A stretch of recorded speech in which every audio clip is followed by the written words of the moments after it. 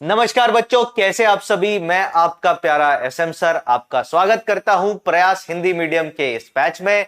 जैसा कि आप जान रहे हैं, हम अपनी लंबी जर्नी में मोल कॉन्सेप्ट टॉपिक का मोल संकल्पना को पढ़ रहे हैं। इसमें लेक्चर 4 हो चुका है। आज हम लेक्चर 5 की बात करेंगे, क्या क्या इसमें पढ़ेंगे और आगे कुछ बातें, कुछ पढ़ाई, कुछ इंटरेस्टिंग बातें, कुछ आपके सवाल और उनके जवाब, इन सब चीजों को आज हम देखेंगे। तो मोल कल्पना, मोल कॉन्सेप्ट, लेक्चर नंबर 5। पहली क्लास में, इसके जस्ट पहले वाली क्लास में मैंने आपको क्या क्या पढ़ा दिया मैं आपको बता देता हूं एक बार संक्षिप्त में।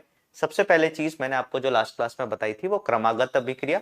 फिर उसके बाद आपको बताया था, मतलब क्रमागत अभिक्रिया हो गई, फिर आपको बताया था समानांतर अभिक्रिया। उसके बाद पीओएसी अपन ने किया था। पीओएसी करने के बाद अपन ने इंपेरिकल फॉर्मूला, मॉलिक्यूलर फॉर्मूला किया था। आगे के टॉपिक को शुरुआत करते हैं। आज के टॉपिक का हमारा लक्ष्य क्या क्या होगा। आज 2 टॉपिक पढ़ेंगे। सबसे पहला टॉपिक है वियोजन की कोटि, मतलब अल्फा के बारे में थोड़ी बहुत चीजें जानेंगे और उसके बाद सांद्रता पद को जानेंगे। 2 बातें, एक तो वियोजन की कोटि और दूसरा सांद्रता पद। वियोजन की कोटि और सांद्रता पद तो एक बड़ा टॉपिक है, उसमें जिस भी पद की बात करेंगे तो सांद्रता पद आज भी चलेगा, कल भी चलेगा, भी आगे आने वाले 2-3 लेक्चर में अपना टॉपिक सेम रहेगा, सांद्रता पद, गोल यही रहेगा। ये हमारा आज का लक्ष्य है। चलिए आगे आते हैं। आखिरी क्लास में एक सवाल दिया था, सबसे पहले इस पर डिस्कशन कर लेते हैं। ये सवाल क्या कह रहा है कि Na2CO3 और NaHCO3 के 20 ग्राम मिश्रण को इतने डिग्री सेल्सियस पर गर्म करने पर द्रव्यमान में इतने की कमी आती है, तो मिश्रण में इतना का भार ज्ञात कीजिए। मतलब कितना भार है इसका। ठीक है सर, मैंने आपको क्या बोला था, ऐसे सभी सवालों को क्या किया जाता है, 2 हिस्सों में बांट लो। मतलब सबसे पहले लिख लो आपके पास मिश्रण में क्या क्या है। ये दोनों चीजें हैं मिश्रण में। इसके भार को मैंने माना x ग्राम, तो अपने आप इसका भार कितना आ गया, 20 - x। बोलो हाँ या ना। यस सर, इसका भार आ गया 20 - x ग्राम। अब आपको पता है सर, Na2CO3 को तापीय प्रभाव नहीं पड़ता है, ये क्षार धातु का कार्बोनेट है। लिथियम को छोड़ के क्षार धातु के किसी भी कार्बोनेट पे ताप का कोई प्रभाव नहीं पड़ता। तो अभिक्रिया जो होगी वो केवल किसके होगी, अभिक्रिया जो होगी वो केवल सोडियम हाइड्रोजन कार्बोनेट की होगी। और इसको जब हम गर्म करते हैं तो ये बना के देता है Na2CO3 plus H2O plus CO2। 300 degree Celsius पर गर्म करने का मतलब जल वाष्प बन के उड़ जाएगा, CO2 भी उड़ जाएगा। बोलो हाँ या ना। ठीक है सर। अब अगर हम बात करें NaHCO3, हमसे क्या पूछा है कि इसका भार, तो इसका भार अपने पास था x ग्राम W। इसके मोल कितने हो जाएंगे सर, तो आप बोलोगे सर इसके नंबर ऑफ मोल्स जो है वो x/84 हो जाएंगे। आज ऐसा ही बिल्कुल एक सवाल आपने डीपीपी के भी डिस्कशन में देखा होगा, तो बिल्कुल उसी तर्ज पे हम चलेंगे। तो ये x/84 है, तो बेटा इसके 2 मोल से 1 मोल बनता है, तो H2O का मोल कितना बन गया, x/84 इंटू 2। बिल्कुल डीपीपी 3 में ऐसा ही सेम सवाल है। फिर ये कितना बन जाएगा सर, ये बन जाएगा x/84 इंटू 2।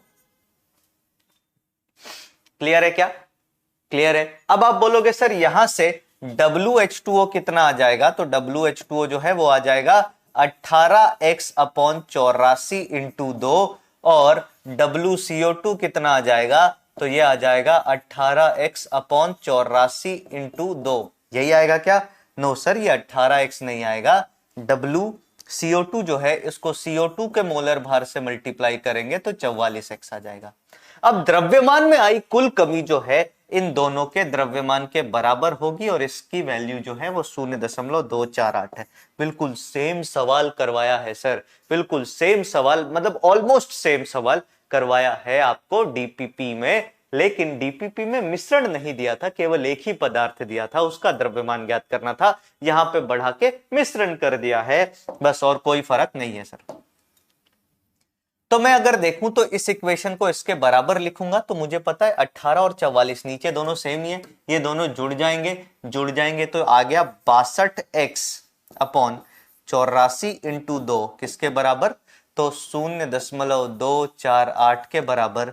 तो x किसके बराबर आ जाएगा सर, 0.248 इंटू 84 इंटू 2/62।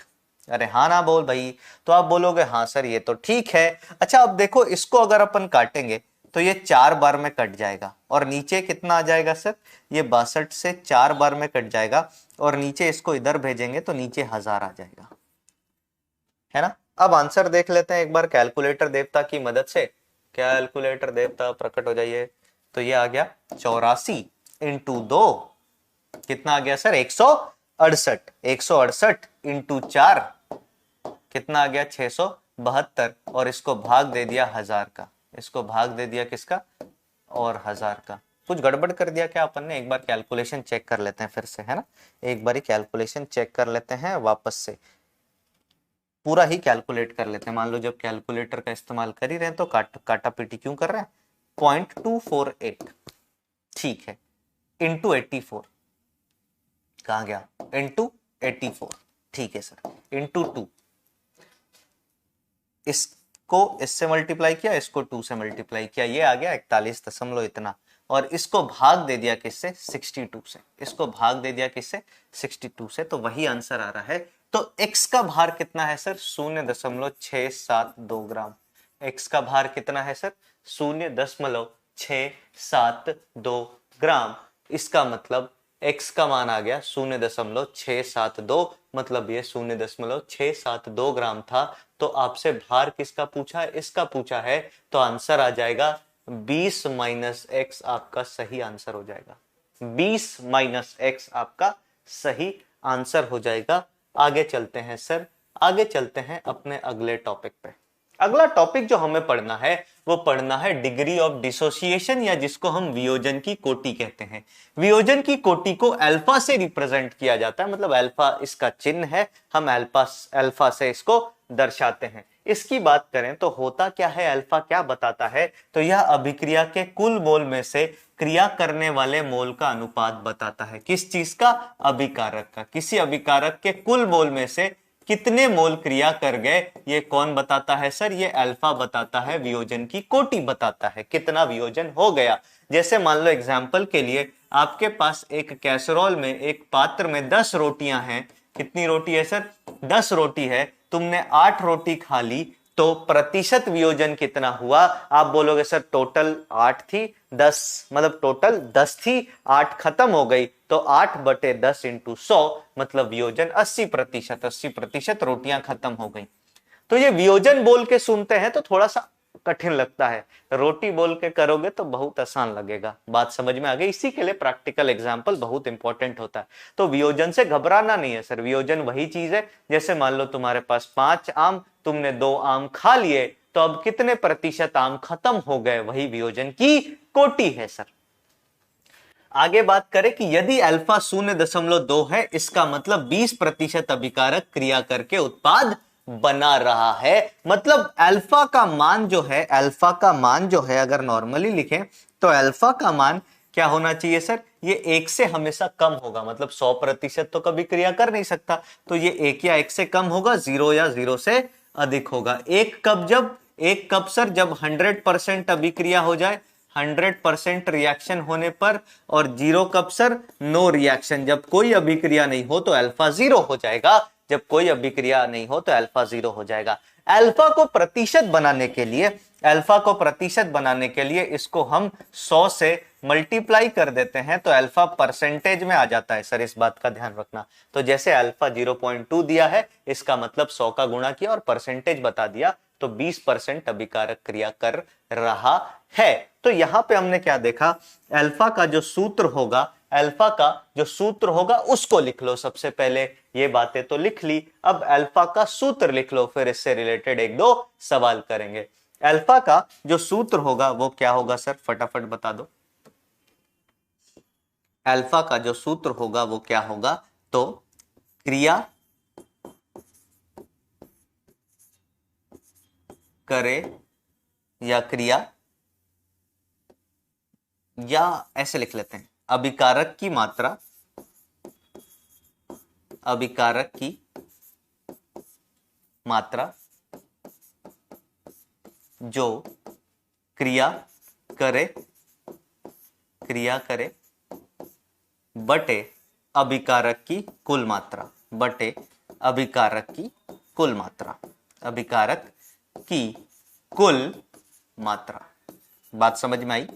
और इसको 100 से मल्टीप्लाई कर दोगे तो ये परसेंटेज दे देगा आपको। बात ये समझ में आई क्या, क्या बोला मैंने, अल्फा किसके बराबर, तो वह मात्रा अभिकारक की जो क्रिया कर जाए और बटे शुरुआती मात्रा कितनी मात्रा के साथ हम लेके इसको चल रहे थे, ये क्या कहलाता है सर? ये वियोजन की कोटि या जिसको आप कहते हो अल्फा कहलाता है। क्या कहलाता है सर? अल्फा कहलाता है। मैं आपको अल्फा थोड़ा बहुत समझाना चाहूंगा। इस अल्फा का काम आपको कहां कहां पड़ेगा? इस अल्फा का काम आपको इक्विलिब्रियम में, मतलब साम्य नामक चैप्टर में खूब पड़ेगा सर, भर भर के पड़ेगा। गैसीय स्टेट में, गैसीय अवस्था में भी आपको इसका खूब सारा प्रयोग मिलेगा। तो इसका कॉन्सेप्ट समझना बड़े प्यार से, इसका कॉन्सेप्ट समझना बहुत ही ध्यान से। जैसे मान लो एक अभिक्रिया लिखी मैंने, A प्लस 2B आपको बना के देता है C प्लस 2D। क्या लिखा मैंने अभिक्रिया? A प्लस 2B आपको बना के देता है C प्लस 2D। ये अभिक्रिया है।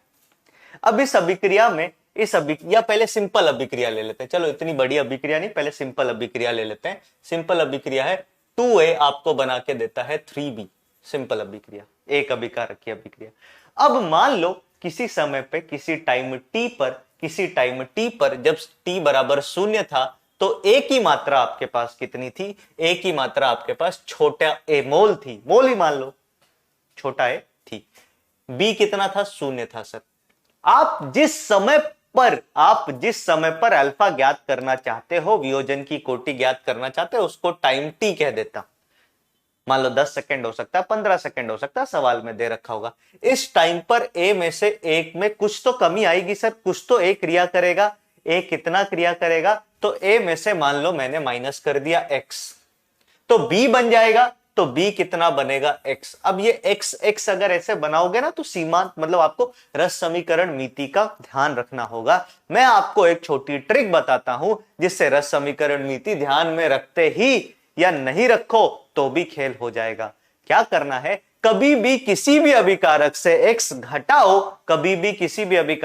घटाओ, तो उसके रस समीकरण मिति से गुणा करके घटाओ। जैसे यहां पे 2x कम कर दिया, और कभी भी किसी उत्पाद में x जोड़ो या मात्रा जोड़ो तो रस समीकरण मिति से मल्टीप्लाई करके, ये दोनों बातें ध्यान रख लो, कभी गलती नहीं करोगे। तो ये कितना हो गया सर? a माइनस 2x, और ये कितना हो गया? 3x। बोलो बात समझ में आई, हाँ या ना? तो आप बोलोगे हाँ सर, ये तो बड़ा ही सिंपल था, ये तो बड़ा ही सिंपल सा सवाल था सर। आगे देखते हैं। अब अगर इसमें आपको अल्फा निकालना है तो अल्फा कितना हो जाएगा सर? तो वियोजन हुई मात्रा, जिस मात्रा का वियोजन हो गया वो कितना है सर? A में से कितना कम हुआ? 2x। तो 2x बटे इनिशियल मात्रा, इनिशियली कितनी थी हमारे, कितना था A हमारे पास? बड़ा A हमारे पास छोटे a मोल्स था, तो बटे छोटा a, ये हो गया अल्फा। ये बात आपको समझ में आ गई। क्रिया की हुई मात्रा बटे शुरुआती मात्रा, या क्रिया किए हुए मोल बटे शुरुआती मोल। समझ में आई बात? बोलो हाँ या ना। देखो द्रव्यमान में तो रस समीकरण मिति नहीं लगाते ना, तो मोल की बात करेंगे। क्रिया किए हुए मोल बटे शुरुआती मोल। ये तो पहला एग्जाम्पल था। ऐसे 2-3 एग्जाम्पल अपन और करेंगे। अब अभिक्रिया को थोड़ा जटिल कर लेते हैं। मान लो मैंने बोला 2a प्लस 3b आपको बना के देता है 4c। A के मोल मैंने क्या लिख दिए? छोटा a, टाइम t बराबर 0 पर। B के मोल मैंने क्या लिख दिया? छोटा b, और C शुरू में 0 था। तो किसी टाइम t पर अब आपको ये वाली बात लिखनी है और अल्फा लिखना है। इसके लिए आपको दिया 2 मिनट, तब तक मैं अगला सवाल लिखता हूं। प्रैक्टिस कर रहे हैं सर, हम क्या कर रहे हैं? बेसिकली प्रैक्टिस कर रहे हैं कि कैसे कैसे अल्फा निकाला जा सकता है। अगला सवाल देख लेते हैं, तब तक आप इसको करो। ये प्रॉब्लम नंबर 1 था, ये प्रैक्टिस प्रॉब्लम 2 था, ये तीसरा है। मान लो मैंने अभिक्रिया लिखी a प्लस 3b आपको बना के देता है 2c प्लस 4d। ये 3-4 सवाल प्रैक्टिस कर लेंगे, अपना काम खत्म, अपन सीख जाएंगे सर एकदम अच्छे तरीके से। तो आप बोलोगे सर ये शुरू में, अच्छा इसमें शुरू में ये a था, ये b था। टाइम t बराबर 0 पर, टाइम t पर क्या क्या होगा ये बताना है। तो आप बोलोगे कि सर इसमें से a में से मान लो मैंने x कम कर दिया, b में से भी x कम कर दिया, पर क्या x कम करेंगे? नहीं सर, एसएम सर ने बोला था रस समीकरण मिति से मल्टीप्लाई करके x के साथ खेला जाता है। तो यहां 2x कम हुआ, यहां 3x कम हुआ। और यहां पे ये कितना बन जाएगा, तो आप बोलोगे सर ये 4x बन गया। अब यहां पे अल्फा क्या है सर, क्या 2x अल्फा है? नहीं नहीं नहीं, अल्फा क्या है सर, अल्फा जो है वो क्या है कि क्रिया किए हुए मोल जो कि 2x है बटे शुरुआती मोल जो कि a है, ये है अल्फा। अच्छा ये अल्फा किसके लिए है, तो ये बड़का a के लिए अल्फा है सर, ये अल्फा जो है ये किसके लिए है, ये बढ़के a के लिए अल्फा है। अच्छा b के लिए भी अल्फा आ जाएगा क्या, हाँ भैया b के लिए भी अल्फा आ जाएगा, b का भी वियोजन हुआ है, b के लिए अल्फा कितना आ जाएगा सर, तो b के लिए अल्फा का मान आप बोलेंगे कि सर क्रिया किया है 3x, शुरुआती मोल थे b, ये हो गया b के लिए अल्फा। और प्रतिशत पूछे तो मल्टीप्लाई कर दो, प्रतिशत पूछे तो 100 से मल्टीप्लाई कर दो। तीसरी अभिक्रिया में आते हैं, इसके लिए इसको मैं लिखूंगा a माइनस एक्स, इसको मैं लिखूंगा b माइनस 3x, c कितना बनेगा 2x, d कितना बनेगा 4x। अगर अल्फा लिखना है तो फिर वही बात आपके सवाल, आपके दिमाग में वही सवाल आना चाहिए कि सर अल्फा तो यहाँ पे a के लिए भी लिख सकते हैं और b के लिए भी, तो सबसे पहले a के लिए निकाला, कितना हो जाएगा, कितना क्रिया कर गया x बटे शुरुआत में कितना था a। b की बात करें, b की अगर बात करूं तो b के लिए अल्फा कितना हो जाएगा सर, कितना क्रिया किया जो कि था 3x बटे शुरुआत में कितना था सर, छोटा b। अरे चमका नहीं चमका, बोलो हाँ ना, चमका या नहीं चमका सर, तो ये आ गया alpha for a, alpha for b, कितना क्रिया किया कितना ये। बात समझ में आई, इस अल्फा से क्या क्या कर सकते हैं, अब सवालों के थ्रू इसको देखेंगे, अब सवालों के थ्रू इसको देखेंगे। आइए आते हैं सवाल पे, इनमें से कुछ सवाल जेई मेंस में भी आए हुए हैं, है ना, तो जेई मेंस के भी कुछ एक सवाल हैं, तो देखते जाइए। क्वेश्चन नंबर पहला सवाल आपकी कंप्यूटर स्क्रीन पे, सवाल क्या है सर, सवाल क्या है कि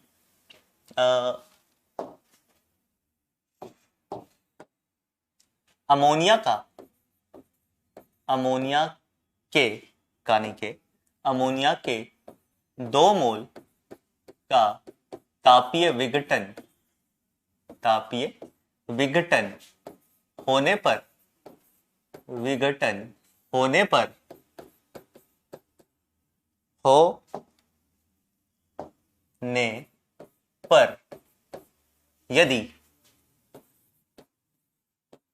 यदि प्राप्त गैस की औसत या प्राप्त गैस का AMM का मान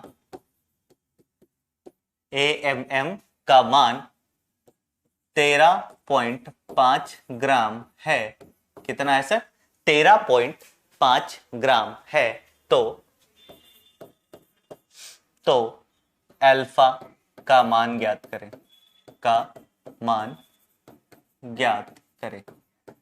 अच्छा एक बात और याद रखना, अल्फा हमें यह भी बताता है कि कोई अभिक्रिया कितने प्रतिशत पूरी हो रही है। जैसे अल्फा 0.2 मतलब अभिक्रिया 20% पूरी हो रही है, तो यह भी पूछ सकता है कि बता दो भैया अभिक्रिया कितनी प्रतिशत पूरी हो रही है।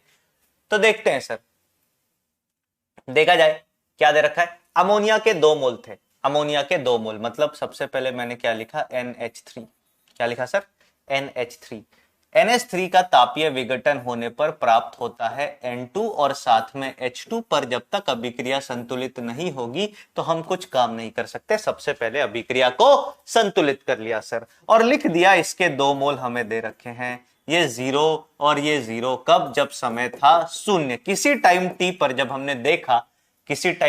जब हमने देखा तो हमने पाया कि एवरेज मॉलिक्यूलर मास जो है उसका मान इतना आ रहा है। एवरेज मॉलिक्यूलर मास क्यों लिखा सर, क्योंकि सर यहां पे अमोनिया भी होगा इस टाइम पे, N2 भी होगा और H2 भी होगा, तीनों गैसेस होंगी तो औसत आणविक भार निकाला जाएगा। तो भैया ये 2 से कम हो जाएगा, कितना, 2 - 2x, बोलो हाँ या ना।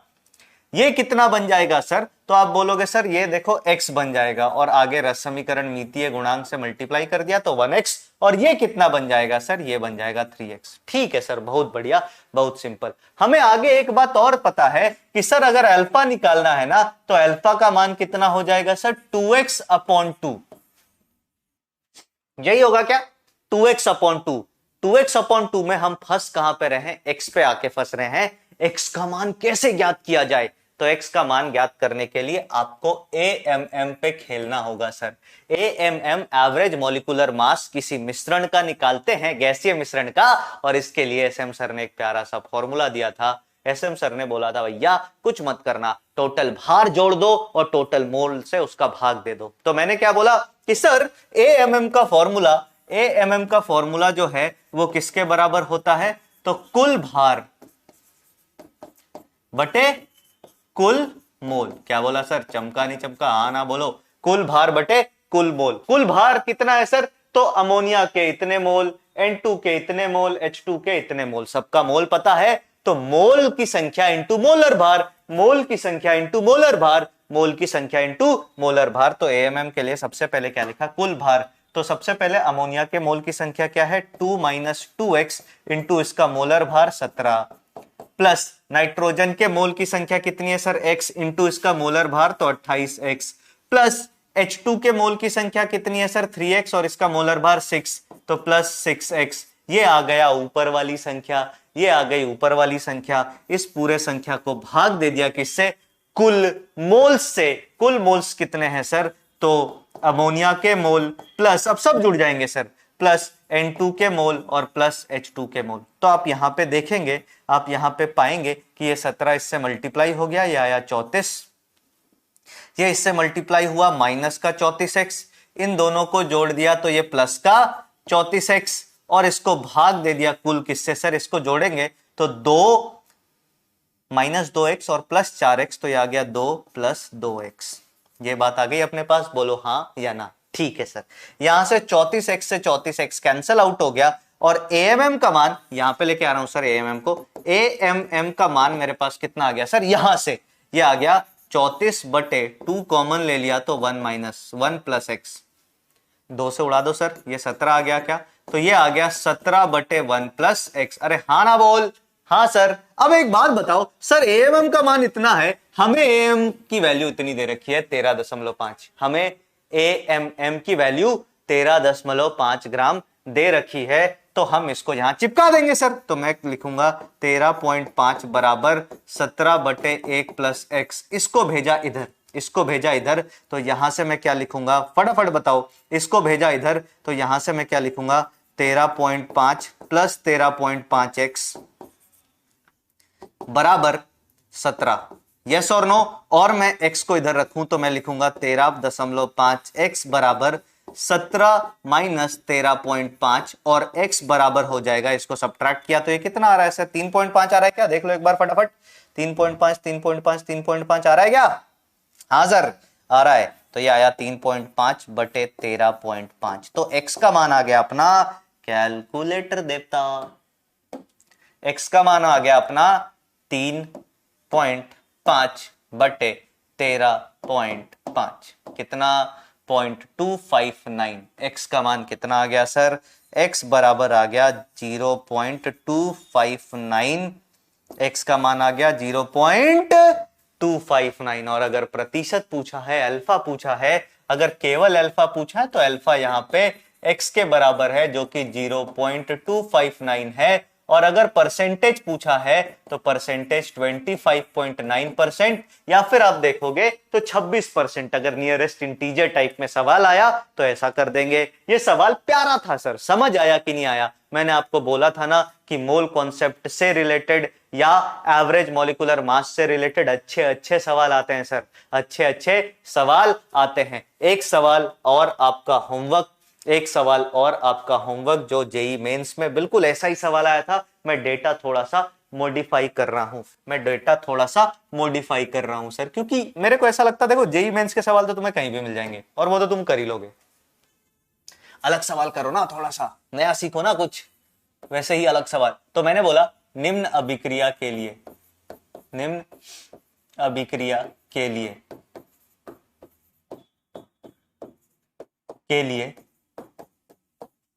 वाष्प घनत्व वीडी, वीडी बोले तो वाष्प घनत्व ज्ञात करें, वाष्प घनत्व ज्ञात करें। क्या दे रखा है? अभिक्रिया है PCl5 वियोजित होकर के बनाता है PCl3 प्लस Cl2। मान लो सभी गैसीय अवस्था में है, मान लो सभी गैसीय अवस्था में है। क्लियर है क्या? अरे हाँ ना बोल। और आपको केवल इतना सी बात दे रखी है, अल्फा बराबर 50%। बस ये आपका सवाल, ऐसा ही सवाल मिलता जुलता जेई मेंस में भी, मेंस में या एडवांस में, हाँ एडवांस में एक बार आया था। इसके आगे भी एडवांस ने इसके आगे भी सवाल पूछा था, यहीं पे खत्म नहीं किया था इसको, और आगे बढ़ाया था। पर ये आपका होमवर्क प्रश्न है सर, इसको जरूर ट्राई करना। अब तुम्हें बस सोचना है कि कैसे करेंगे, हमें अल्फा निकाल के काम करना है, हमें अल्फा निकाल के काम बस करना, और कोई भारी बात इसमें नहीं है सर, और कोई भी भारी बात इसमें नहीं है। चलिए अब हम आते हैं अगले पार्ट अपने चैप्टर के। अपने चैप्टर का जो अगला भाग है वो क्या है सर? सांद्रता पद, जिसको हम अंग्रेजी में सीबीएसई बोर्ड वाले इसको कहते हैं कॉन्सेंट्रेशन टर्म्स। कॉन्सेंट्रेशन टर्म्स, इस कॉन्सेंट्रेशन टर्म की क्या जरूरत है ये समझना। कॉन्सेंट्रेशन टर्म की क्या जरूरत है ये समझना। मान लो तुम्हें किसी ने बोला कि 30 ml बना के दो, और तुमने 80 ml बना के दे दिया, तो फंसे। सामने वाला बहुत तारीफ करेगा आपकी, पहली बात। दूसरा, मान लो तुम, चलो ये तो एक मजाकिया चीज थी 30 ml 60 ml ये सब, पर मान लो तुम किसी इंडस्ट्री में गए, ऐसा सोचो कि तुम किसी इंडस्ट्री में गए, और इंडस्ट्री में जाने के लिए तुम्हें एक दवाई बनानी है जो लाइफ सेविंग दवा है सर। क्या है? लाइफ सेविंग दवा है, मतलब इस दवा को लेके सामने वाले की जान बच सकती है, ऐसी दवा है। अब जो मानक है वो है कि दवा का जो मेन कंपोनेंट है ए माना, ए का आपको 20% रखना है, 20% रखना है द्रव्यमान के द्वारा, W/W, मतलब 100 ग्राम में 20 ग्राम ए के रखने हैं। और तुम्हें ये सब कुछ समझ ही नहीं आता है। तुमने क्या किया? तुमने इस 20 का मतलब सोचा कि अच्छा 20 ग्राम दवा ए और 20 ग्राम पानी दोनों मिला दिया, तो सामने वाला बचने के जगह ऊपर भी उठ सकता है सर। तो इस वजह से ये बहुत जरूरी है। अब आप बोलोगे सर हम तो इंजीनियर, हमें दवा से क्या लेना? पे दवा बनती भी तो किसी इंडस्ट्री में होगी, वहां पे मशीनें, सारी चीजें, सारी टेक्नोलॉजीज सब आजकल तो ऑटोमेटेड चलता है, तो कौन मैनेज करेगा उसको? इंजीनियर मैनेज करेगा, लेबर थोड़ी मैनेज करेगा ऑटोमेटेड मशीन्स को। बात समझ में आई क्या? तो सांद्रता पद की बहुत ज्यादा, सांद्रता पदों का बहुत महत्व होता है सर, बहुत ही ज्यादा महत्व होता है। और कॉन्सेंट्रेशन टर्म्स इसलिए भी इंपॉर्टेंट है कि ये 2 चैप्टर में कवर होते हैं। एक तो मोल कॉन्सेप्ट के अंदर आते ही आते हैं, दूसरा थोड़ा बहुत रेडॉक्स के अंदर पढ़ेंगे, तीसरा लिक्विड सॉल्यूशन के अंदर तो भर भर के आएंगे सर। जी एडवांस में जितने भी सवाल आते हैं लिक्विड सॉल्यूशन से रिलेटेड, उसमें सांद्रता पद कहीं ना कहीं कभी ना कभी दिख ही जाएगा सर आपको, कहीं ना कहीं कभी ना कभी दिखेगा ही दिखेगा, ये गारंटी है सर। तो जैसे मैंने आपको बात किया, मोल कॉन्सेप्ट में, मोल अवधारणा में हम पढ़ ही रहे हैं, रेडॉक्स में पढ़ेंगे, विलियन में पढ़ेंगे। क्लियर है? क्लियर है क्या? कुछ एक पद जिसको हम मोल कॉन्सेप्ट में ना पढ़ के रेडॉक्स वाले चैप्टर में पढ़ेंगे, क्योंकि सॉल्यूशन में भी उनका प्रयोग नहीं होता है, वो है नॉर्मेलिटी, जिसको आप नॉर्मलता कहते हो। तो नॉर्मेलिटी को मैं पहले ही बता देता हूं कि इसको रेडॉक्स के साथ पढ़ाया जाएगा, जब आपको तुल्यांक का कॉन्सेप्ट आपको बताऊंगा, तब इसको वहां के लिए मैंने बचा के रख लिया। अभी हम क्या पढ़ेंगे? बाकी सांद्रता पद पढ़ेंगे, और सांद्रता पद के सवाल आए हैं इस बार जेईई मेंस में, मतलब देख के तो कई बार हंसी आ जाती है सर, हंसी। तुम्हें पढ़ने की भी आवश्यकता नहीं है, जिसको खाली परिभाषा पता है ना सभी सांद्रता पद की, वो भी पूरे नंबर लेके आएगा, मतलब बोर्ड लेवल के भी सवाल नहीं है सर। क्योंकि यार 12वीं बोर्ड में भी अच्छे सवाल आते हैं, तुम्हारा हुआ नहीं एग्जाम वो अलग बात है, पर 12वीं बोर्ड में अच्छे सवाल आते हैं, फंसा देते हैं 12वीं बोर्ड वाले बच्चों को, ऐसा है। चलो देखते हैं, सांद्रता पद की बात की, कॉन्सेंट्रेशन टर्म्स इसको सीबीएसई मीडियम वाले बोलते हैं बाबू लोग। आगे आते हैं फटाफट, चलो चलो चलो पढ़ाई करते हैं। पहला पॉइंट, अब सांद्रता पद की बात की तो सांद्रता निकालते किसकी है? सांद्रता निकालते हैं किसी सॉल्यूशन की। अब सॉल्यूशन सुनते ही तुम्हारे दिमाग में वो चमकता होगा एक बच्चा जो ऐसे कहता है सॉल्यूशन और मस्त है नशे में, हाँ ना? तो नशा करना, अच्छा एक बात अगर मैं तुम लोगों से पूछूं कि नशा करना सही बात है कि गलत बात है, बताओ? तो तुम लोग में से आधे से ज्यादा लोग बोलेंगे नहीं नहीं, अरे नशा करना तो गलत बात है। भले तुम खुद भी करते हो, पर पता है क्या, मैं तो ये मानता हूं नशा करो पर छोटा नशा मत करो। नशा तो करो पर छोटा नशा मत करो। नशा करो तो ताकत का नशा करो, नशा करो तो टॉपर बनने का नशा करो, नशा करो तो पढ़ने का नशा करो ना। पढ़ाई करना भी एक नशा है यार। जिसको आदत है उसको है, और जिसको नहीं है उसको बिल्कुल नहीं है। जैसे एक छोटा सा एग्जाम्पल ले लेते हैं, ऐसा मत समझना मैं प्रेरित कर रहा हूँ किसी चीज को करने के लिए, पहले ही बता देता हूँ। जैसे एक छोटा सा एग्जाम्पल ले लेते हैं, मान लो पुड़िया, गुटखा जिसको कहते हैं। जो लोग खाते हैं वो खाते हैं, और जिनको नहीं पसंद है वो बिल्कुल ही नहीं खाते। दो तरह के लोग होते हैं, एक खाते हैं दूसरा नहीं खाते। बीच वाले लोग नहीं, जो कभी खा लिया कभी नहीं खाया, ऐसे लोग कम मिलेंगे। पढ़ाई के साथ भी ऐसा है, जिनको पढ़ना पसंद है ना सर, उसको जाके दरवाजा ठोक के बोलना नहीं पड़ेगा भाई पढ़। तुम उसके पास जाओगे ना उसका समय खराब करने, तो वो तुम्हें खुद कह देगा कि अरे निकल यहां से, अभी मुझे पढ़ने दे। तो ये भी एक नशा है सर। और जिसको इसका नशा लग गया ना पढ़ने का, फिर तो तुम जानते ही हो। एक बार ऐसा नशा करके देखो, तुम्हें भी समझ में आएगा कि जीवन में नशा फायदेमंद भी होता है। हर बार सॉल्यूशन का नशा नुकसानदायक ही नहीं होता। पढ़ाई का नशा, बहुत सारी चीज ऐसी भी है जिन पे अगर आप अपना ध्यान एकदम लगा दो, एकदम डूब जाओ उनमें। नशा का मतलब क्या है? डूब जाना किसी भी चीज में। तो जब तुम पढ़ाई में डूब गए पूरी तरीके से, बस फिर क्या है, सीढ़ियां अपने आप बनते जाएंगी सर। फिर समंदर पे भी पुल बना लोगे। आगे आते हैं, सॉल्यूशन की बात करते हैं। तो सॉल्यूशन बोले तो विलियन, मतलब सांद्रता पद हम किसी विलियन के लिए निकालते हैं। किसके लिए निकालते हैं सर? विलियन के लिए। एक पेज पीछे ले लेते हैं, ब्लैंक पेज कहीं मिल जाए तो मजा ही आ जाएगा जिंदगी का। एक तो ब्लैंक पेज निकालते हैं कहीं से। ब्लैंक पेज कहाँ गया रे तू? चलो एक पेज ऐड ही कर लेते हैं ना, एक पेज ऐड कर लेते हैं, उस पर कुछ कुछ बातें आपको बता दूंगा, फिर आगे चलते हैं। हाँ, तो मैंने क्या बोला? मैंने बोला कि सांद्रता पद जो है वो किसके लिए निकाला जाता है सर? विलियन के लिए। किसके लिए ज्ञात किया जाता है? विलियन के लिए। विलियन में दो कंपोनेंट होते हैं, विलियन के दो कंपोनेंट होते हैं, दो अंग होते हैं। कौन कौन सा? एक होता है आपका विलायक, और दूसरा होता है, एक होता है आपका विलायक। अभी समझो, लिखने के लिए पीछे पेज पे लिखा हुआ वो सारी चीजें बता दूंगा, फिर लिख लेना। एक होता है आपका विलायक और दूसरा होता है आपका विलय। विलायक और विलय पे ही पूरा खेल चलता है। और हमें जो विलियन पढ़ना है आगे चल के, वो बाइनरी विलियन पढ़ना है। बाइनरी विलियन का मतलब द्विआंगी विलियन, ऐसा विलियन जिसमें दो चीजें हों बस, एक विलय दूसरा विलायक, एक विलय दूसरा विलायक। तो विलायक की बात करूं तो विलायक किसको कहते हैं? तो विलायक को कहते हैं घोलने वाला, घोलने वाला। और विलय किसे कहते हैं? तो घुलने वाला। विलय किसे कहते हैं? घुलने वाला। अब तुम अपने जीवन में डिसाइड कर लो, तुम्हें अपने अंदर, मतलब तुम्हें घोलने वाला बनना है कि घुलने वाला। तुम खुद ही सोच के बताओ कि ज्यादा इज्जत किसकी होती होगी, विलायक की या विलय की?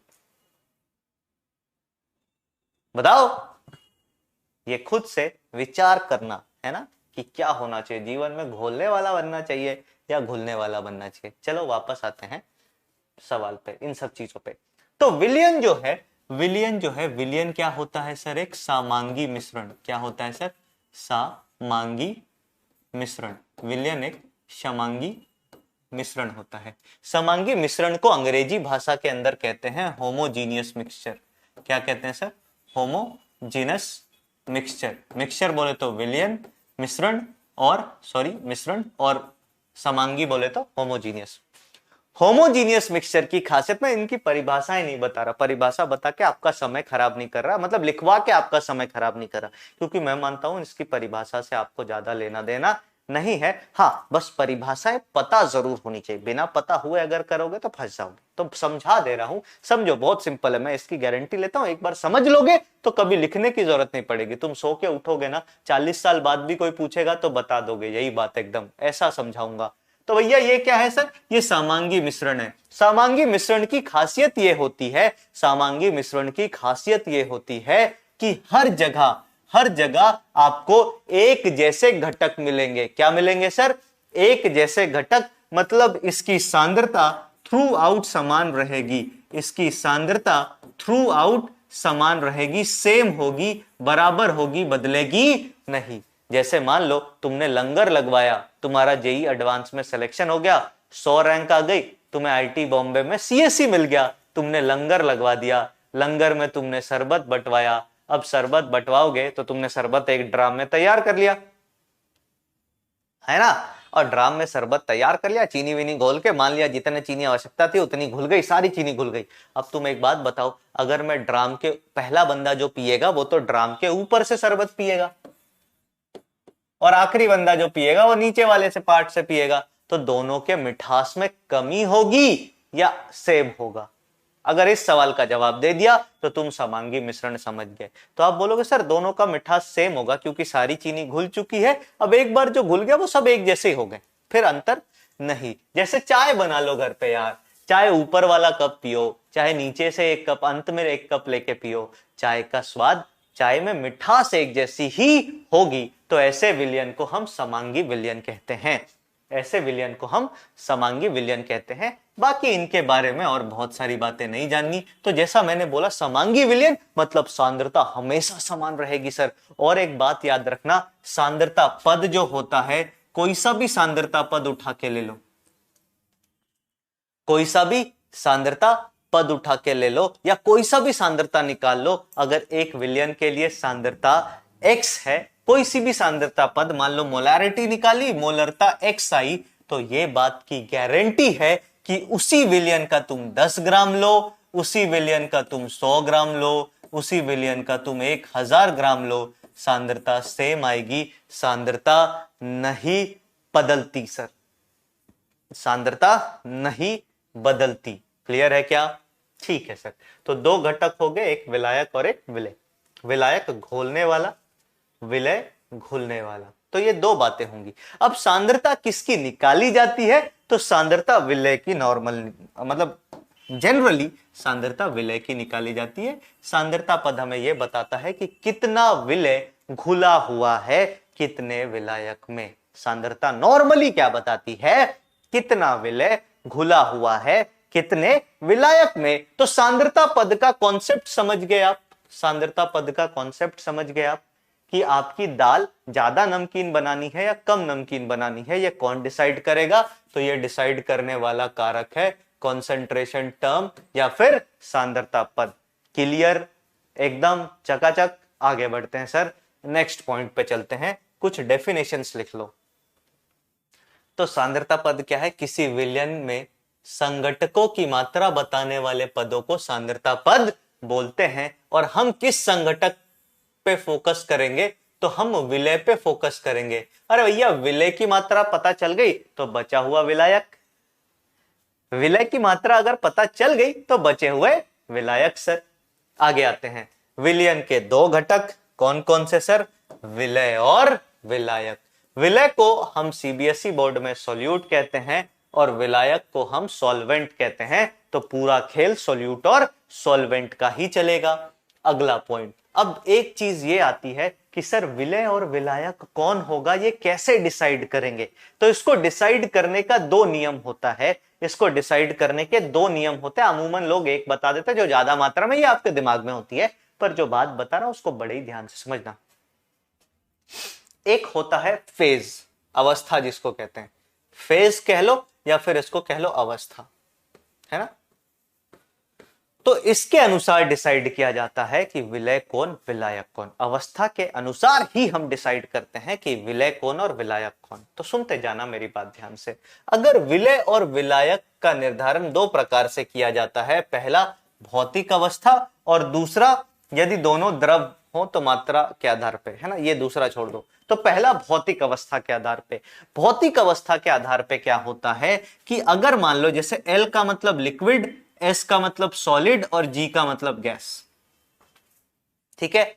अगर लिक्विड और सॉलिड, लिक्विड और लिक्विड है, या छोड़ो लिक्विड लिक्विड कैसे होगा, अगर लिक्विड और सॉलिड है तो आपका विलय सॉलिड होगा। विलय विलय विलय सॉलिड होगा, जिसको टिक कर रहा हूं वो विलय होगा।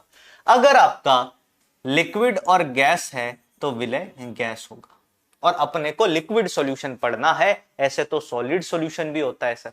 सॉलिड का सॉलिड में सॉल्यूशन क्या, तो मिश्रातु पढ़ा होगा आपने। सभी मिश्रातु सॉलिड सॉल्यूशन या ठोस विलयन के एग्जाम्पल होते हैं। तो इन दोनों के केस में क्या होगा सर, ये हो गया आपका विलय और दूसरा वाला हो गया विलायक।